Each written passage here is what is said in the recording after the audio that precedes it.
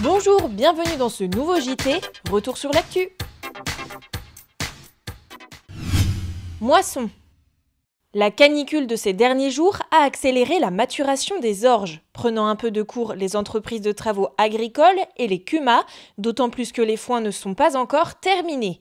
Le 19 juin dernier, la moissonneuse-batteuse de la CUMA de Château-Thébault a réalisé sa première sortie de la campagne 2017 dans une parcelle d'orge appartenant à Claude Tarabet, éleveur laitier à Aigrefeuille-sur-Maine. La saison démarre doucement sur 8 hectares avec 43 quintaux par hectare.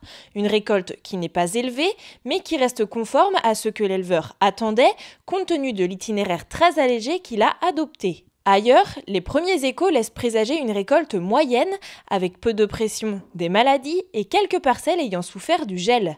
Sur les blés, ce n'est pas le gel, mais la sécheresse actuelle qui risque de faire des dégâts, car ils affrontent la canicule en pleine période de remplissage des grains. Enfin, il faut aussi rappeler que la chaleur actuelle est aussi synonyme de risque élevé d'incendie. Le SDIS 44 recommande de vous équiper d'extincteurs à poudre pour le matériel et à eau pour les cultures, de faire un repérage dans la parcelle pour éviter le choc avec des pierres ou des matériaux ferreux, d'avoir un téléphone sur vous pour composer le 18 ou le 112 en cas de départ de feu. Même si vous arrivez à limiter la propagation des flammes, l'intervention des pompiers sera nécessaire pour l'extinction complète de l'incendie. De déléguer une personne pour accueillir les pompiers depuis la route principale.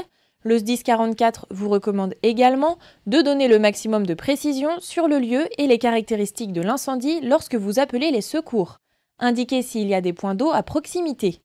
Enfin, vous pouvez vous munir d'une tonne à eau et d'un outil de travail du sol qui vous permettra de creuser des tranchées coupe-feu en attendant l'intervention des pompiers. Législative. Dimanche en soirée, à peine les bureaux de vote fermés, les structures régionales jeunes agriculteurs ont placardé sur les panneaux communaux des élections des affiches demandant un meilleur retour de la valeur ajoutée. Par cette mobilisation en avant l'agriculture, JA alerte les nouveaux députés sur la question des prix agricoles, des relations commerciales et de l'alimentation. Rencontre. Mardi 20 juin, les responsables FNSEA 44, JA 44 et de la FCSEA Estuaire et Sillon ont reçu dans une exploitation Lydie Bernard, conseillère régionale et présidente de la commission agriculture, et Laurent Géraud, conseiller régional en charge des dossiers environnement, transition énergétique et croissance verte. Lors du congrès de la FNSEA 44 au mois de février, l'exploitant dont la ferme était le lieu d'accueil avait porté des revendications, notamment concernant le retard de paiement des MAE.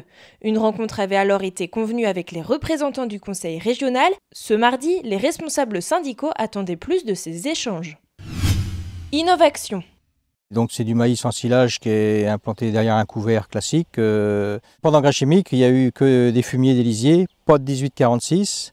Pas de traitement de semences Sonido, c'est juste un traitement de base. Jeudi 15 juin dernier, à Soudan, le GAEC Cottrell, engagé dans la réduction de doses, a accueilli un après-midi technique sur le thème du désherbage mécanique du maïs. Dans le cadre des journées Innovaction, la Chambre d'agriculture et ses partenaires ont proposé une visite d'essais et des démonstrations dans l'objectif de réduire l'utilisation de produits phytosanitaires. Et il y a le bassin versant, les bassins versants qui le font déjà, c'était pour divulguer la technique parce que c'est pas répandu encore, c'est pas fait dans toutes les parcelles.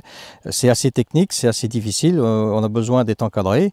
Là on profite de la Chambre et du syndicat de BV pour sécuriser avec l'intervention de AgroBio 35 notamment qui nous donne les jours d'intervention pour mettre la houe rotative dans la parcelle. C'est assez technique, il faut être à un jour près, on peut se louper. Le groupe d'agriculteurs d'Ille-et-Vilaine AgroBio 35 pratique depuis 2005 le passage de houe rotative qui sert de désherbage mécanique en grattant le sol en surface à l'aide de roues dentelées disposées en décalé sur 2 rangs.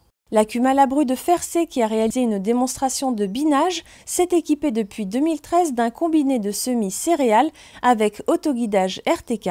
Sous l'impulsion de ses adhérents et pour concilier élevage et technique de conservation du sol, elle a fait évoluer sa réflexion jusqu'au montage d'un GI2E. Profitant de récentes plantations en bas de parcelles, un pôle agroforesterie a été proposé au public pour échanger sur la gestion de la végétation des cours d'eau ou encore sur les plantations. L'idée c'est le désherbage du maïs mais sur tous les thèmes quoi, que ce soit du mécanique, enfin il y a quand même un gros point mécanique, tout ce qui est binage, passage de houe rotative. Il y a un petit essai chimique Mais vraiment, l'optique, c'est si demain on n'a plus d'herbicides pour désherber un maïs, comment on fait quoi? Acquérir de la connaissance là-dessus. Il y en a déjà pas mal, il y a pas mal de gens qui le font sur le secteur. Mais surtout, dire aux gens les étapes à franchir pour ne pas faire d'erreur et pas se prendre de gamelles, quoi. Les agriculteurs tout seuls, je ne pense pas aujourd'hui, sont capables de gérer les interventions mécaniques. Il faut que ce soit fait par CUMA, il faut que, pour que ça coûte pas trop cher, il faut qu'il soit avalé à un grand nombre d'hectares. Donc il faut qu'il y ait un planning, une organisation pour arriver à diminuer les coûts. C'est possible, mais il faut du soutien technique. Il nous faut du soutien.